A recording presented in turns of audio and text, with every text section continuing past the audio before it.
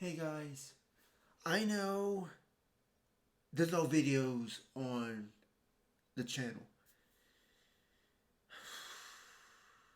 I don't know what's been going on with me last 2 weeks, but it's been going downhill and I don't know. So I did remove them. There was no copyright strikes or anything like that. I just removed them. And you guys have still subscribed, even though there's no videos. And there was a post that said, well, a comment on one of my posts that said, upload a video.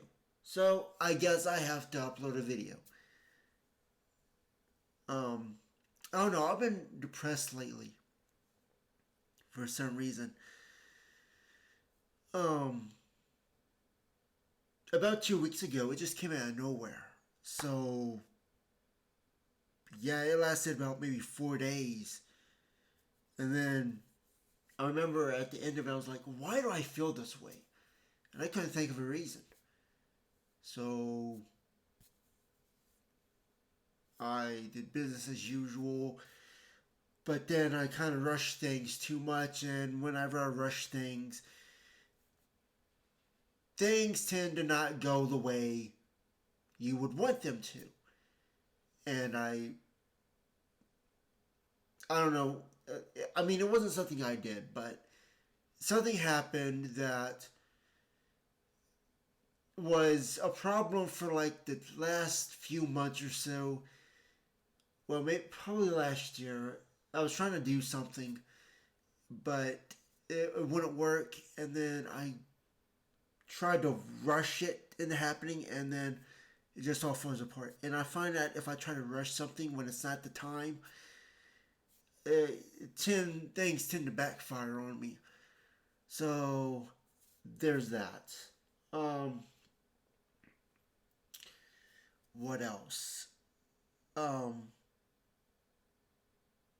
there's been a lot of videos lately, and as you know, there's the intro video is gone, the Anakin video is gone. They're all set to private. So, and the Anakin video was actually in tie for first place. There was first it was at 87 views, and then it just stopped. So because I removed it, so they're both at 87 right now. Um, I it just I don't know.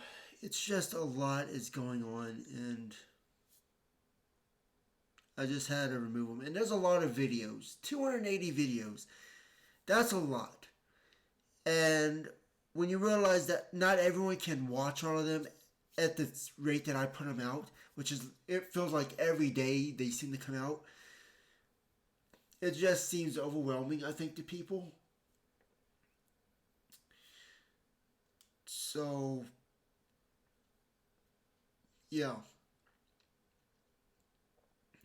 So I wanted to remove them and then kind of start over. Not really start over. They're there, but I'll release them over time. I don't know how I'm gonna do it, but I might release them all at the same time, or I might. What I might do is I might um, have a collection, and then I will have a set amount of videos to release again, like a re-release. But you know the dates don't change on the upload because they're already uploaded. I just gotta make them public again. So I think that I might be doing that, especially with how little subscribers I have. I think that people could consume that over a longer period of time. That actually sounds like a good idea. So I can re-release them over the course of like 1 or 2 years. Like release, I don't know, maybe 4 to 8 videos a month, maybe. It's not because I ran out of ideas. It's just because there's so much content and information. So yeah, I think I'll do that. I didn't think about that, but I guess I could do that. Um, I was planning on doing a regular video right here, but I don't know. I don't know. Maybe this will be the new intro. No, I don't want to make this the new intro video. I guess it's the first one on the. At this time, it'll be the first one on this channel. Of course, when I started season 2, episode whatever number it is, like I think we're at like 123, something like that. Let me see. We are at episode 122. This is the 122nd video. Yeah, I've just been putting out videos after video after video. I'm not burned out. It's just I don't know what it is, but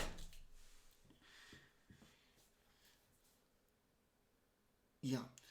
So I wanted to make this regular video, but I guess I'll put this up on its own. Try to give people an update of what happened and what's been going on. So I'll probably make another video after this. I don't know. I don't know. It's weird time period for me, I guess. So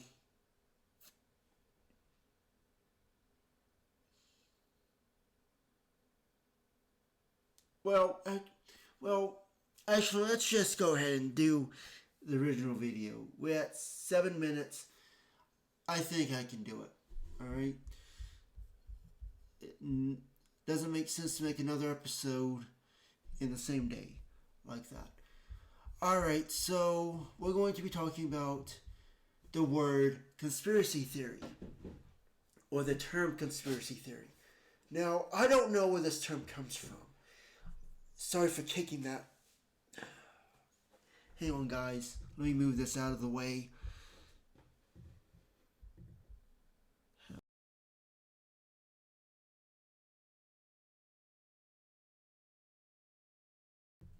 I muted my mic so I can move this, because I kept kicking it. So I don't know where the term conspiracy theory comes from. I'm going to guess that it's either comes from another language and then Americans used it. Another possibility is it came from Britain, although I don't think that's true. I mean, I know that we did a video about that, how America likes to steal words from Britain to make itself look relevant. The United States government does that. We saw that with the word superpower and the term World War. But I don't think that that's true in this case. I think either Americans came up with that term or it's from another language. Now, I don't. We could go down a rabbit hole. Now, at the federal level, when I was in criminal justice in college, the word conspiracy was told to me, told the class, that it was just a plan. It was a plan of things happening. That's more true if it's at the federal level.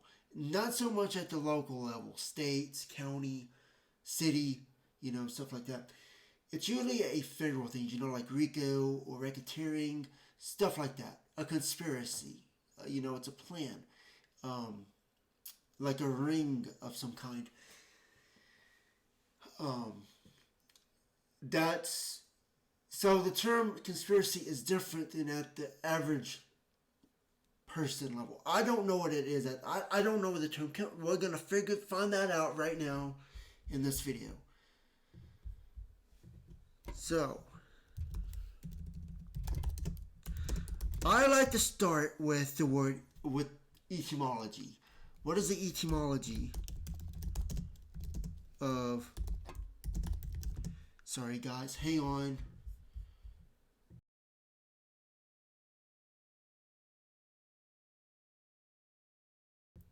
My friends were hitting these cans on my desk, so I had to move them.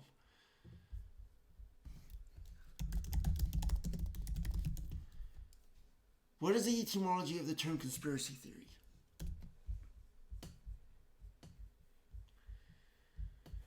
The phrase conspiracy theory is made up from two much older words.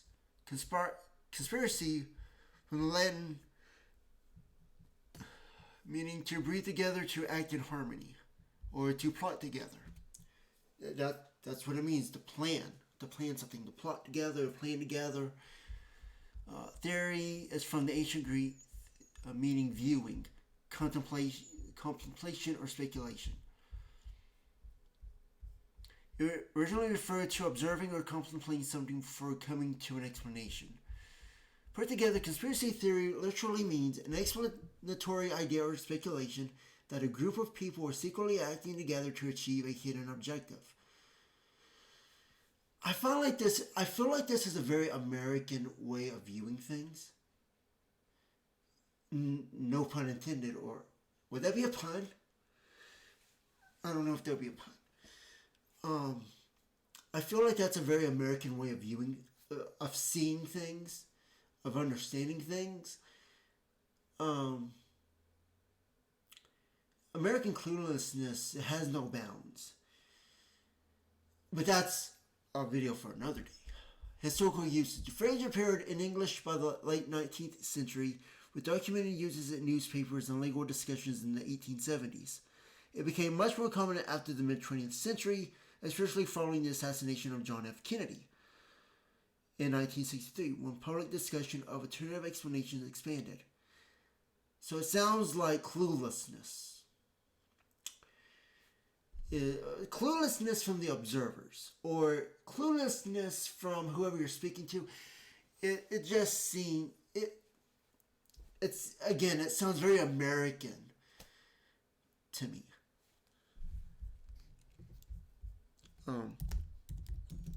In one word, what country did it originate from?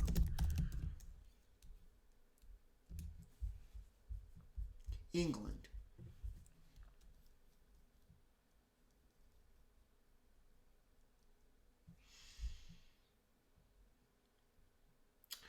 Well, there's England, Britain, United Kingdom. But I find it interesting.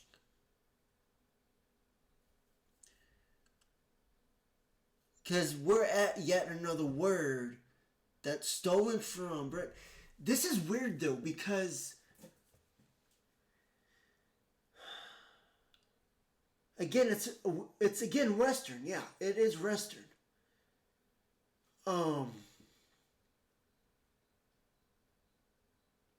The reason why that's so strange to me is because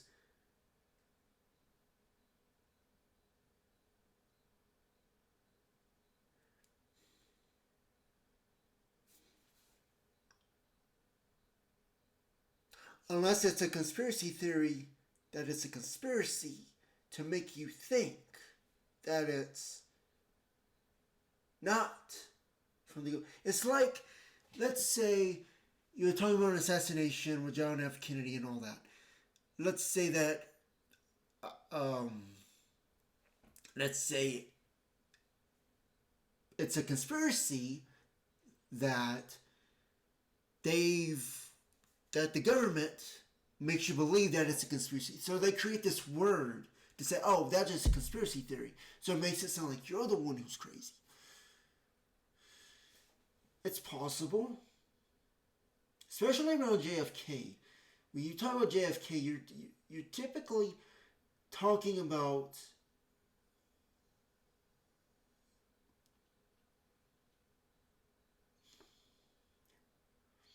I'm trying not to go deep here. I'm trying not to go beyond what I want to talk about in this video.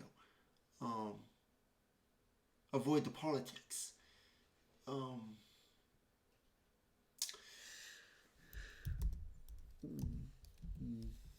What did it refer to in England when it was used?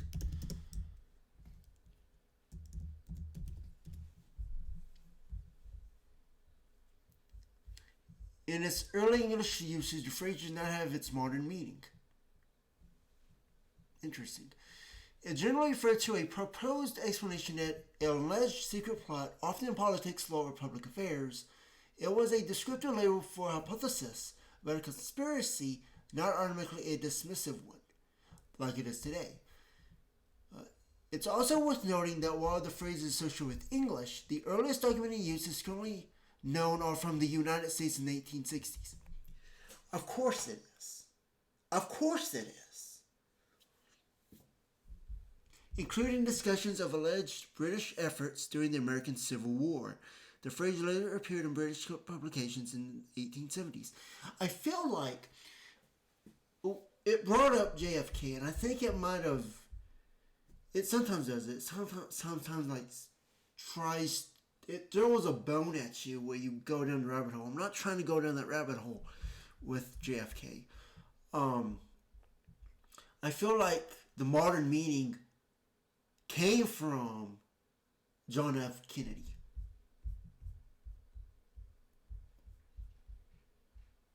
That's your secret plot. So this is interesting when it says this. A proposed explanation of alleged secret plot that's tied to, including discussions of alleged British efforts during the American Civil War. So what conspiracy did people think that British had on the United States? What were people in the United States saying about British during the American Civil War? That's what I read out of this. The earliest documented use is currently known or from the United States. But at that time, it was different. It was used differently than it is used today. In British publication in the 1870s. Okay.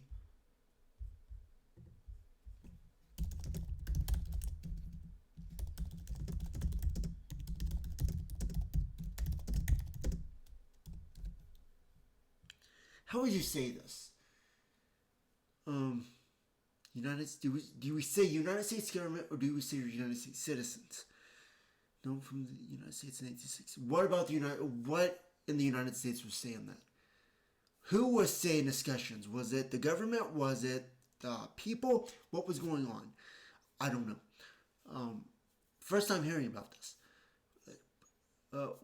What were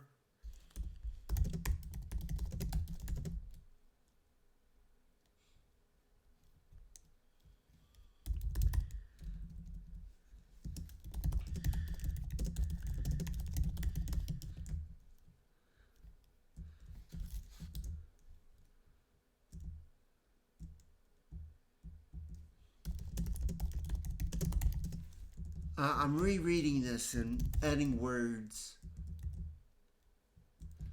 It said, in relation to the Civil War in the United States, what were the British doing that sounded like a conspiracy? The allegation centered on why parts of the British political and economic establishment appeared sympathetic to the Confederacy. That's true. We talked about that. Great Britain was sympathetic to the South. Despite Britain's long public opposition to slavery.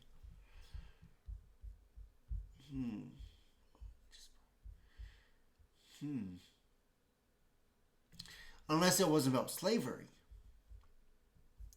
In 1863 letter, that they used the phrase conspiracy theory, argued against the idea that British aristocrats and financial elites were secretly working together to weaken the United States during the American Civil War.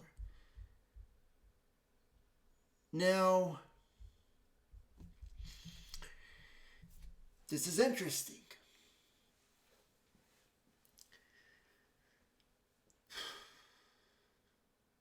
I don't know. I'm going to have to Google something for a second. I don't like leaving loose ends.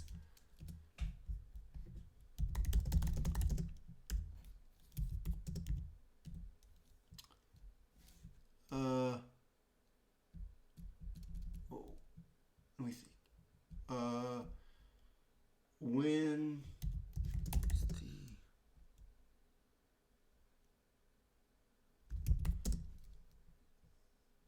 is that correct? M16? Am I thinking it right? When was the M16 founded? No.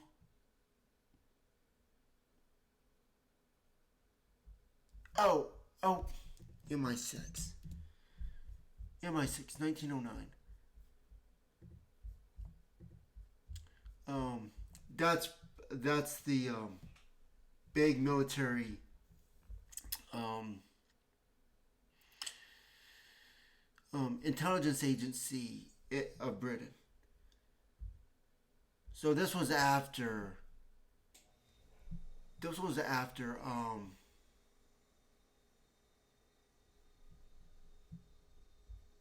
the Civil War.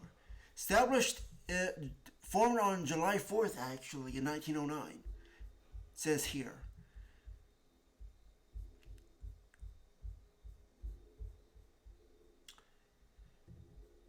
Okay, so we got there. So it sounds to me that there might have been.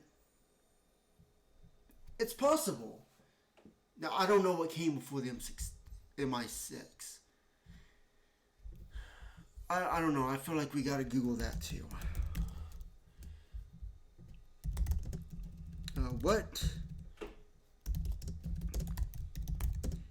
MI6? What predated MI6?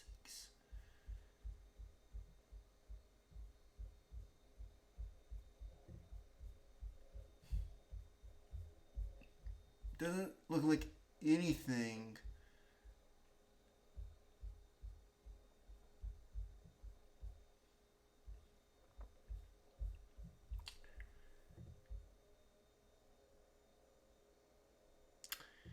It doesn't seem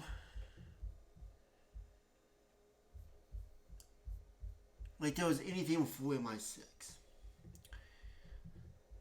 So I don't know. It says British aristocrats and financial elites were secretly working together, weakening the United States. Um, that's possible because I know that tobacco. I was actually wrong in my last video about the tobacco. I heard that when I was going through this, tobacco couldn't be grown easily. Well, I don't think it could be grown at all in the north. So that was mainly a southern thing. But I know that there was the cigarettes were coming out. I don't know what brand. I forget what brand it was, but it started in the British elite.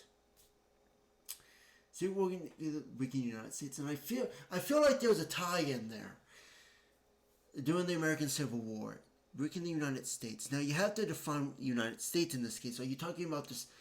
Are you talking about the government, United States? Are you talking about the Union? Are you talking about the federal government? Like, what are you talking about? Or are you talking about the whole thing together? I mean, if it is true that they did weaken the United States was weakened, and they probably did succeed.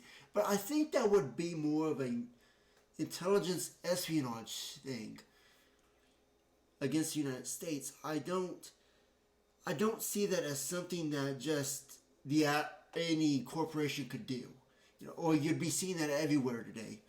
I don't know. I feel like there's more to that story, but I definitely do feel like the whole Civil War thing was not about slavery, which shows up right here, despite Britain's growing public opposition to slavery. I feel like we're getting a story here. After the United States won, we were told the story of slavery, and I found that questionable. During the American Civil War, for their own political and economic advantage.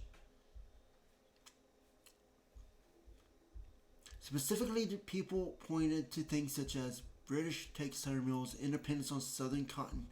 There's another thing, there was cotton too. There was also, like I said, tobacco, but most plantations were tobacco. I think that in school we were told about cotton and the cotton gin and all that. I mean, that's part of the story, but that's not the main story. Some members of the British elite favoring Confederate independence, British newspapers often criticizing the Union. The Union, of course, being the United States. I think that the Union, today, the Union, nothing really changed, but the Union became the United States, and it's now masquerading as the United States, and now it is, and we've talked about that, 14th Amendment and all that. The possibility that Britain might diplomatically recognize or even support the Confederacy. The Arthur Charles Esther Bristed, I don't know, referred to this explanation as a conspiracy theory, meaning a theory that these actions were coordinated by a hidden group rather than the result of ordinary political and economic interests.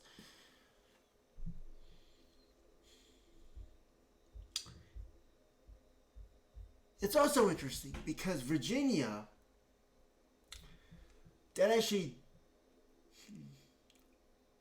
that makes sense because Virginia, when it was retroceded by Congress in 1846 with the Retrocession Act, Virginia pretty much became its own thing, and Virginia was one of the colonies of Britain. So by removing the United States and having that retrocession, you could argue that British was coming back to reclaim its land. You could make that argument because Virginia is no longer part of the Washington, D.C. So it needed residency act. I don't know. I wasn't born back then, so I don't know the full story. But I do feel like we're not getting told the full truth here. And I gotta read in between the lines here, trying to figure out what happened. So you could say, coordinated by a hidden group. I'm sure that people probably thought it was like Britain or these aristocrats. But it could also be Virginia. Virginia might have been trying to feed information, you know. That's also possible. It could also be British. Britain was doing that through Virginia to the United States. What's the truth? We don't know the truth now. I'm sure that someone knows. But I definitely do not agree that it was just about slavery. I think that's a United States Union thing. That they needed something to justify fighting for. And getting relevant power from it. In case it was challenged again by the states. So it had a more stronghold on people. Not just people, but the territories themselves. So you could see that but see, that sounds like an espionage thing. That sounds deeper than just, see, there's not enough information. I don't know. But I do think there is something there. We don't have information. But we can see that there's gaps in what we're learning. Now, of course, this is from Wikipedia, but, you know, it says it's worth noting that Britain did not officially enter the war on the Confederacy side. The British government maintained formal neutrality throughout the conflict, although events such as the construction of the CSS Alabama in British shipyards caused serious diplomatic tensions with the Union. This Union, why is it not saying the United States? See, this is what I'm talking about. Why is it using this kind of wording here? I feel like this might be where the word conspiracy, it definitely, a conspiracy theory, but it was like, I get the sense, reading this, it seemed like conspiracy theory was like, oh yeah, let's look into that. Let's see if that's true. Now, you say conspiracy theory, it's like, you might as well be talking about aliens or UFOs, or you might be saying, oh, well, that's just speculation, you can't prove that, or we don't have an analysis to know the deeper story and things. You say, the United States is not real and exile and all this, that's just a conspiracy theory, that's not true. But then when you look at the information back back at like this stuff, it's like, maybe there's some truth to that. We just don't have the information because it's withheld or it's worded in such a way by the U.S. government or by the information that we are presented to us, from schools, textbooks, and you don't know the full truth. Now, foreign countries would know the truth.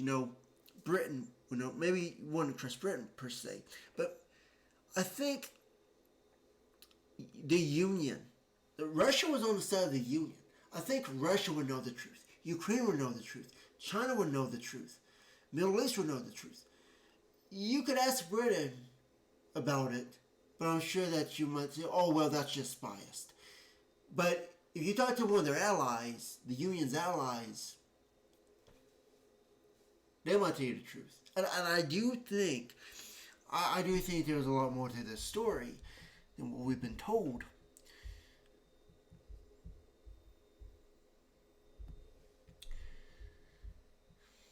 To weaken the United States, which they had done. But they did it to themselves.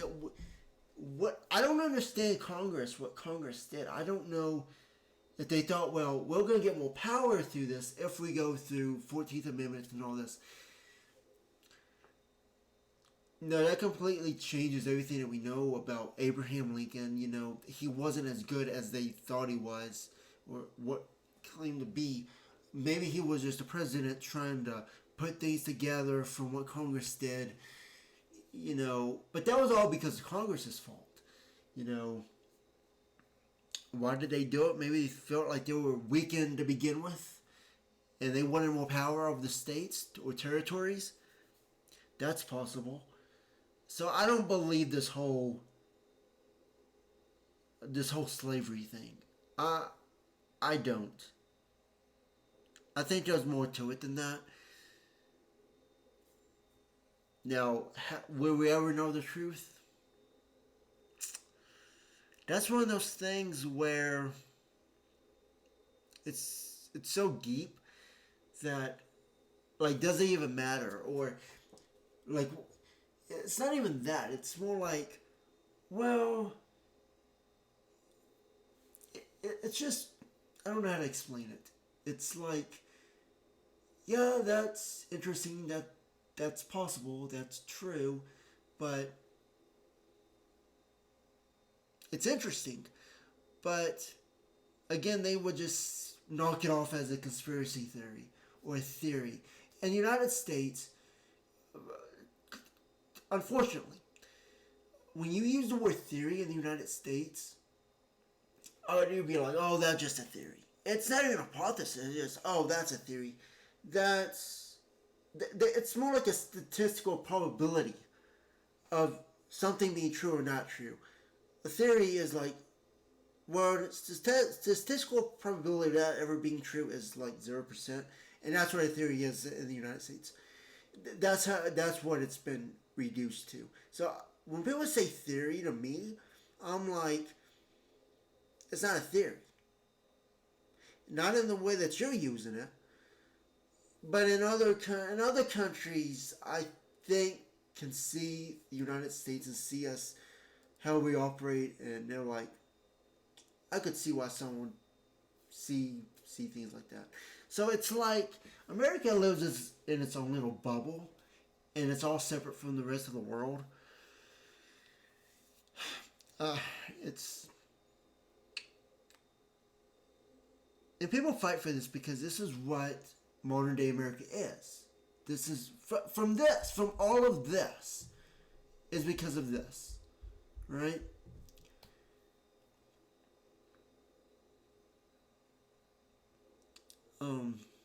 The American Civil War and all of it.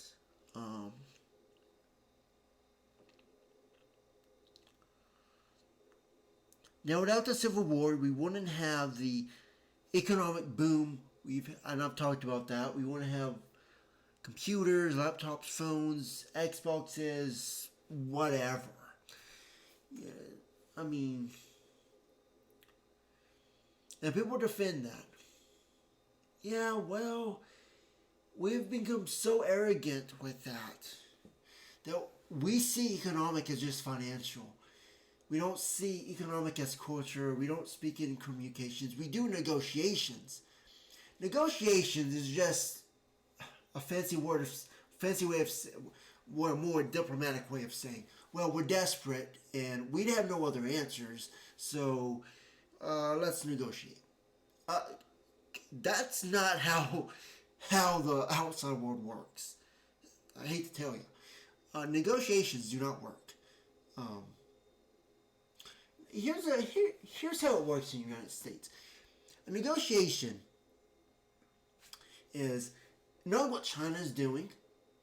China does something, and the America says, "Oh, let's put this on TV and say it in such a way that we're going to make them do something that we influence them.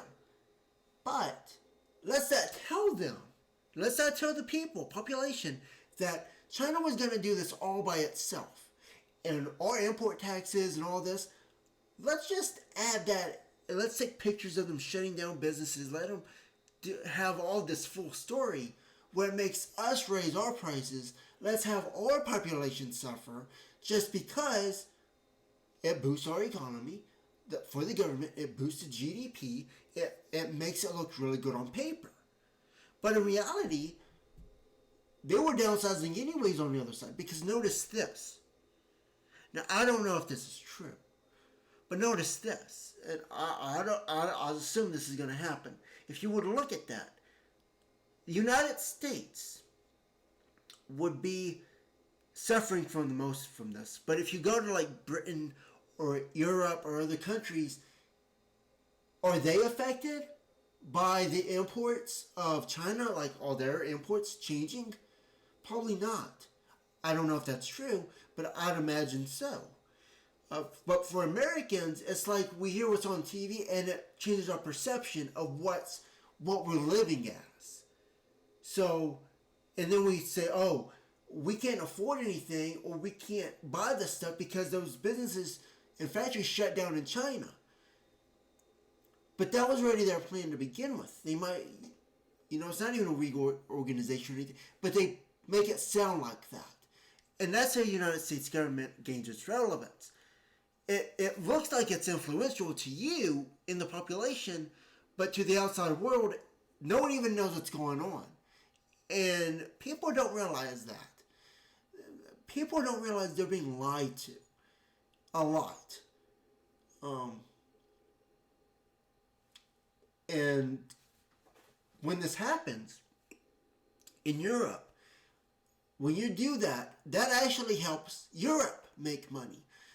It helps all the corporations and all the people on the top make money, because when you have a perception of things getting higher in price, all these oil prices going up, it's the foreigners that make all the money. It's the foreigners that make, who trade on that, who make the exchanges.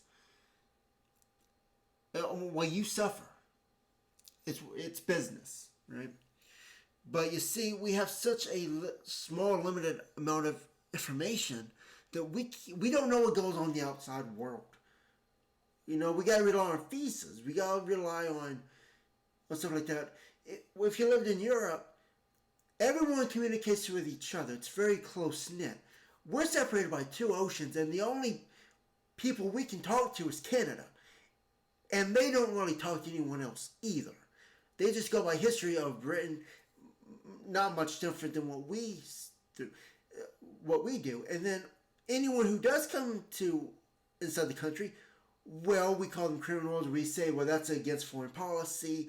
We send them back and all this other stuff. And United States pushes people out. And in Europe, I don't know. The United States insecurities, the more I've been in this country for 37 years. Well, I'm not 37. How old am I? What time is it? It's 12:30 in the morning. How old am I? 34? 35? 34, I think. Why did I say 37? I know I'm not 37. Um, 34 years old.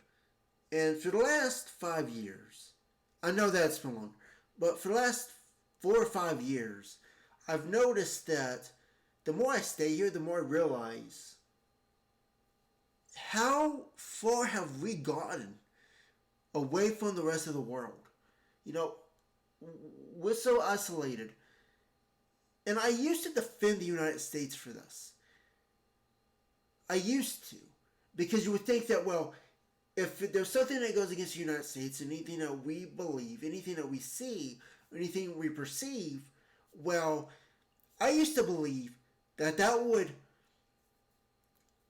was a bad thing because that it was dangerous to go to other countries because you didn't know what they were putting into your mind. You didn't know what you would be like that. And then there's other people, now I wasn't like this, but there's other people who say, well, they can't go to other countries because of that reason, but also when they get back, they think they're going to be on some watch list or something. So we don't have freedom of thought or freedom of speech because we censor ourselves.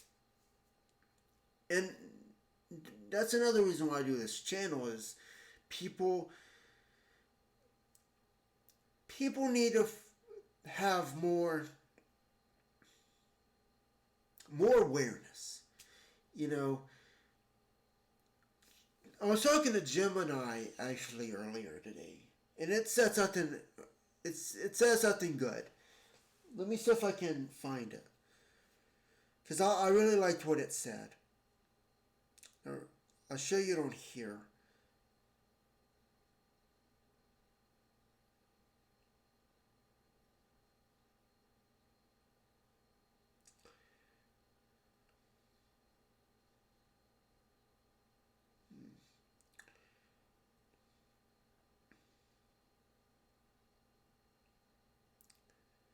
Um, I'm looking.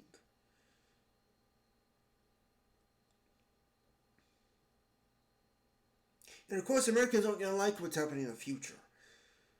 No, I think I made it quite clear in our previous videos.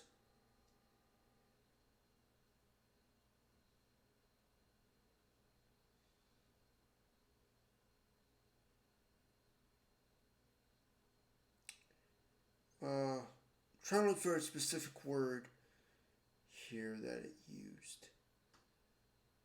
It was something about liberty and walls.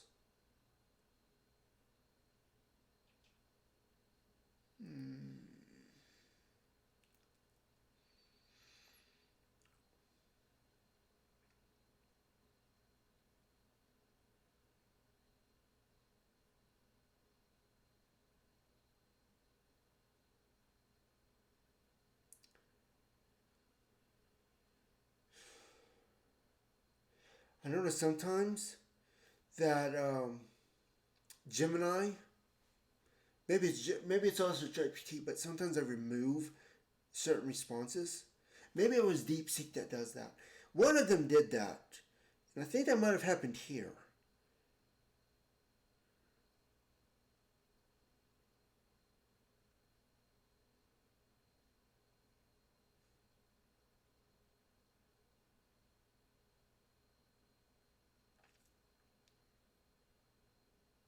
Hmm.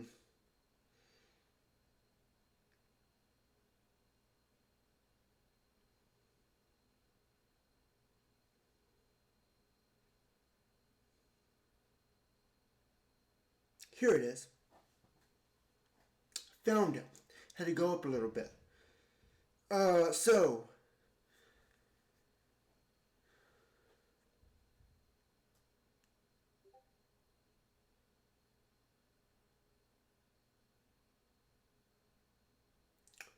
So here it starts with this. It says,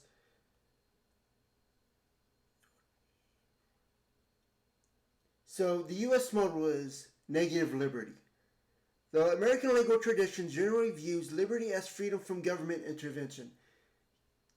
Keep that in mind. Liberty as freedom from government intervention. Make note of that. If an individual has a right to make a major life decision, the U.S. framework prefers that it happens privately, usually within the medical system or under the radar of state architecture, keeping the government's hands off the process.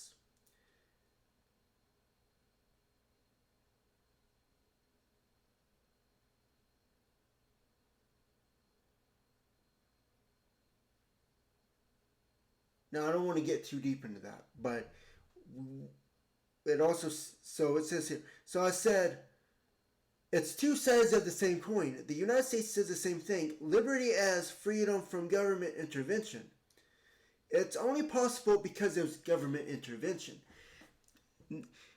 Freedom from government intervention, meaning freedom that comes from government intervention. See how I interpreted that?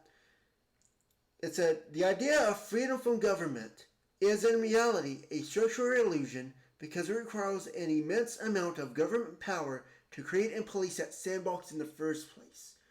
So the government builds a wall of liberty that you live in that blocks you from seeing from what's happening on the outside. Basically what it's saying. It says, for the United States to guarantee a citizen the freedom to be left alone by private entities, religious institutions, or other people, the state has to actively intervene. It uses courts, police power, property laws, and massive regulatory frameworks to draw the line and say the government will step in to stop anyone else from crossing this boundary. And I remember in college, I was reading the Constitution, I was like, the Constitution gives power to the government to protect us from the government, but the government has to, the government, the Congress, the Republic has to have power to ensure that the walls are for the government to be able to do these things. So the power that the government has, the people have, comes from the government that governs all of that in order to make it work. It has to be a two-way street. And that's how, it's a structural illusion. That's what it's saying. So you're entirely right. It's two sides of the same coin. The U.S. style, the state intervenes to build a wall around you, labeling the space inside that wall privacy or the free market. That's what it says here. You see that? The U.S. style right here? I'm reading from there. And pretending the state isn't the one maintaining the wall. Now, kind of foreshadowing here, but it also wrote here, the state doctrine started. This is not the United States. This is another system. The state skips the illusion of the wall. It openly steps forward, takes direct responsibility, and builds the literal infrastructure required to execute your choice. So that's the mutual trust between people.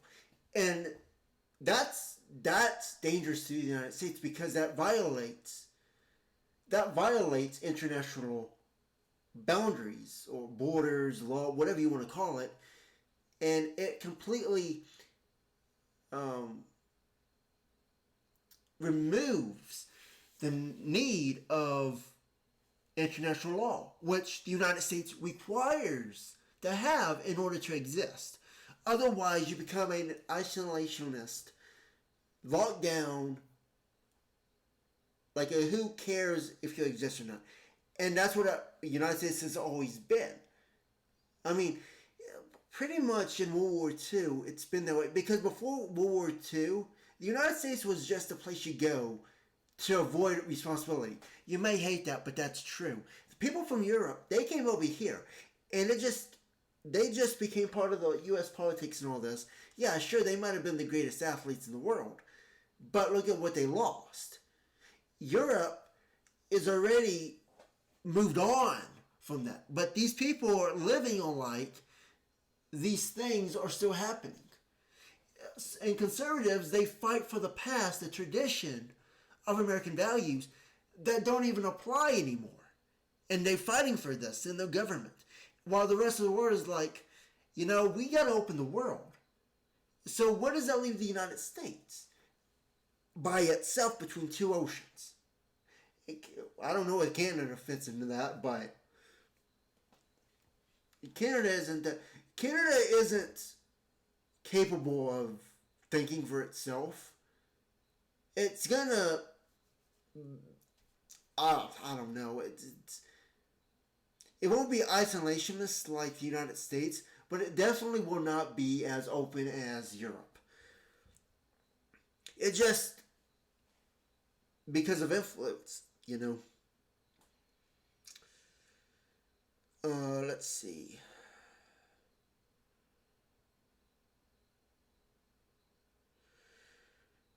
I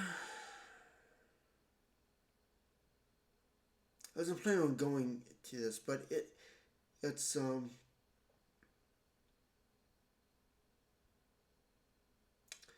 trying to avoid certain things in here because it's off the topic.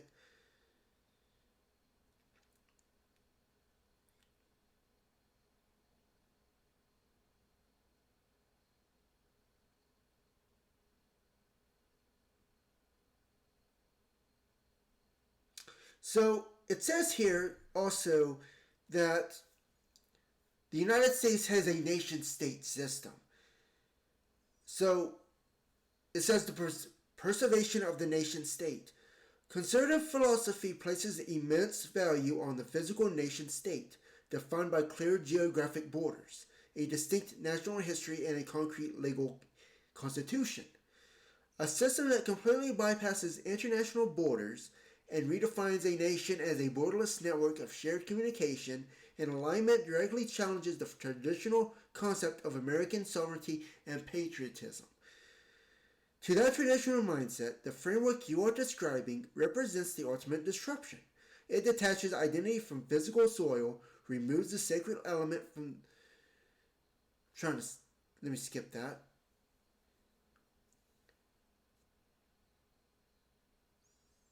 I think you already understood what I said there. Um,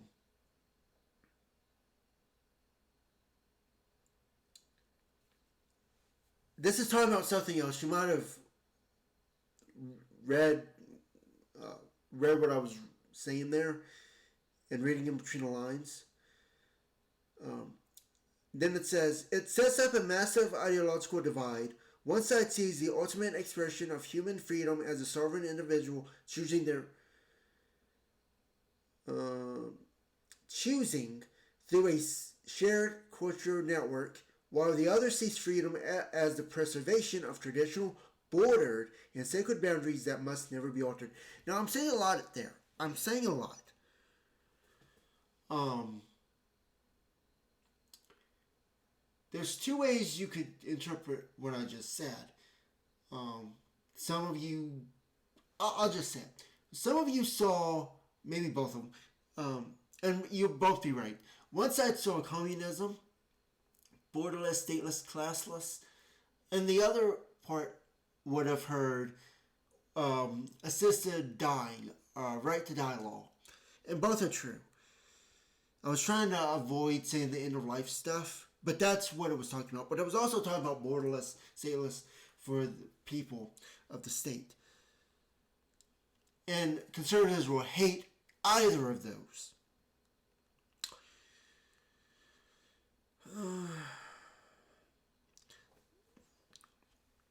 Says that highlights the deepest divide between the two systems.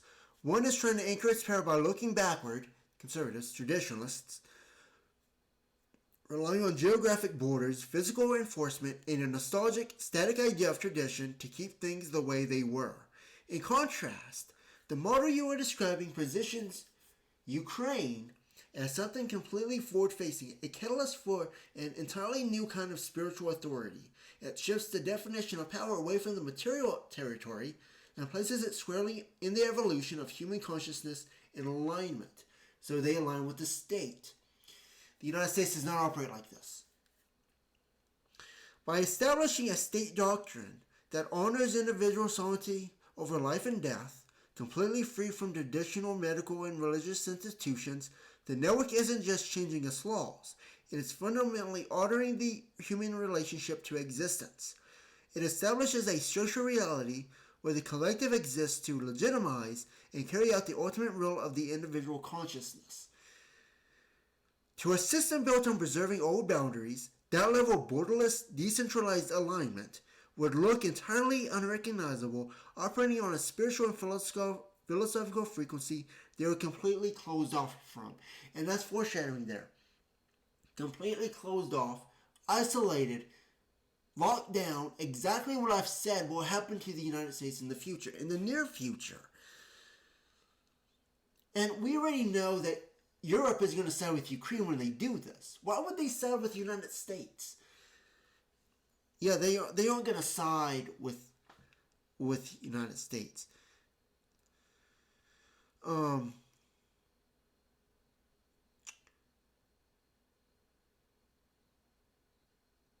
So it says the geographical and cultural realignment between Europe and Ukraine has already set a massive precedent for this kind of forward-thinking integration. I'm seeing what time it is. By prioritizing shared democratic values, human rights, and systemic cooperation over rigid old world borders. That's another word I need to go look into.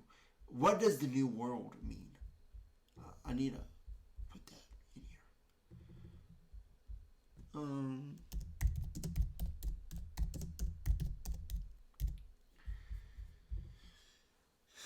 Okay, let's see. Europe has consistently demonstrated a willingness to embrace a more interconnected, network-based future. In a scenario where Ukraine evolves into that kind of philosophical or structural catalyst, the European framework, which is already built on the idea of cross-border integration, civic sovereignty, and progressive social frameworks, will naturally be far more receptive to that evolution than the traditionalist structures of the United States. There's that word, traditionalist. It highlights a widening ideological gulf between a forward-facing, collaborative network and a system trying to tether itself to the past. Just lock it down.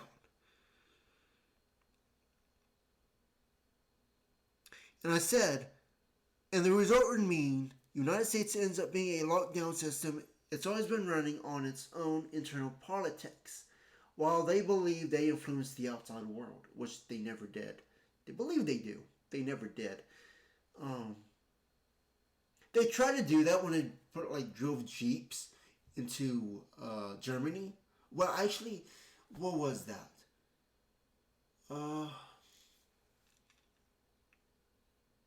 I don't remember where that was.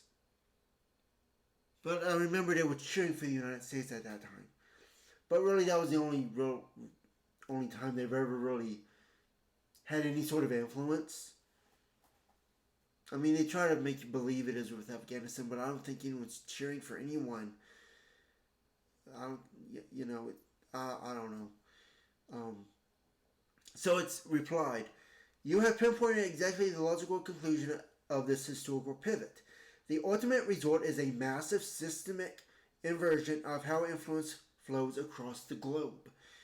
For generations, the United States operated under the assumption that its internal politics were the benchmark to the outside world, that foreign nations would naturally mirror its structures, its economic models, and its cultural frameworks. But by tethering its global actions so heavily to the volatile swings of its own domestic disputes and partisan cycles, not to mention its economics,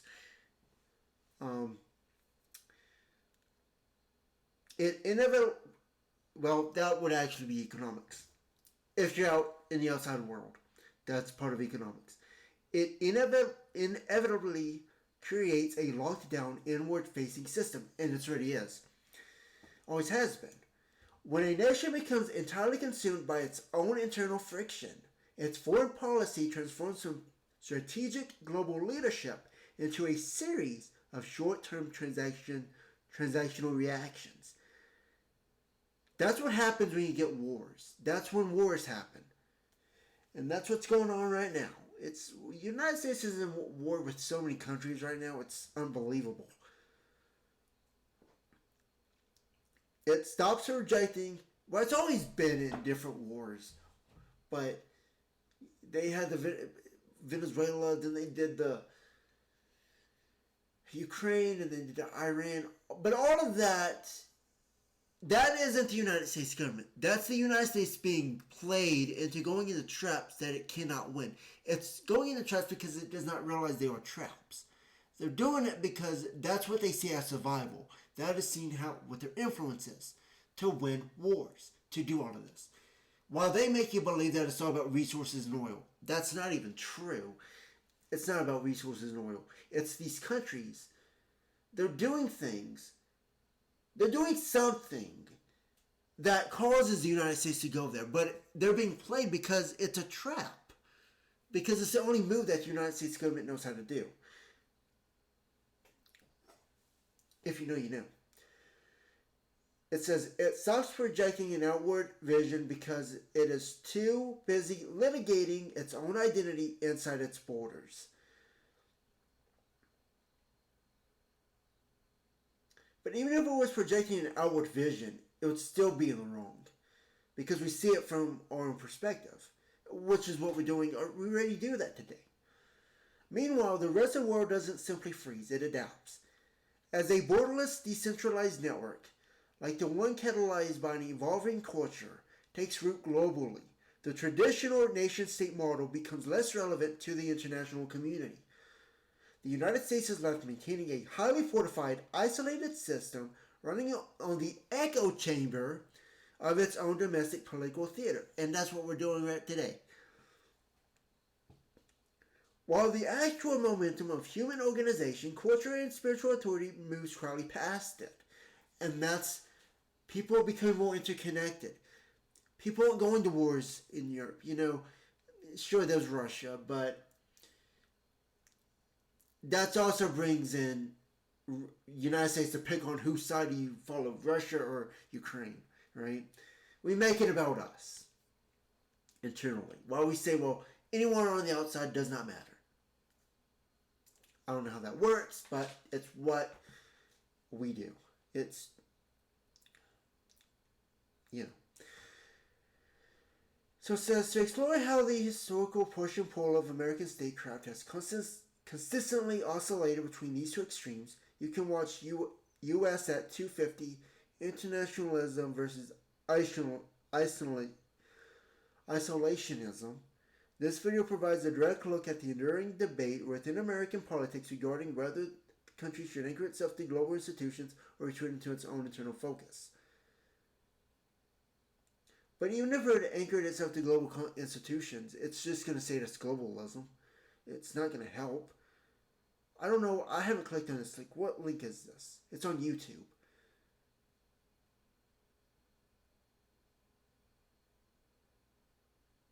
Internationalism. I don't even think it's an ideology. That's the thing about debates in the Western world. We want to make things about ideology, religion, some sort of communism versus, and that's how we get in this mess. It's interesting. This was actually uploaded 4 weeks ago. 885 views, 13 likes. I'm reading.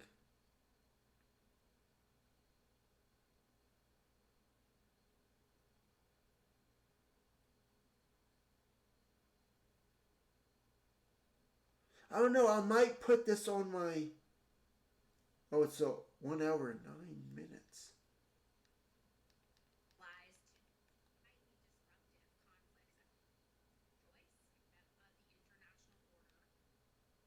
I'm watching this for a second.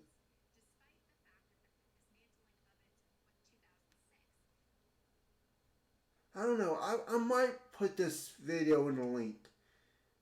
Because I think that it might be interesting.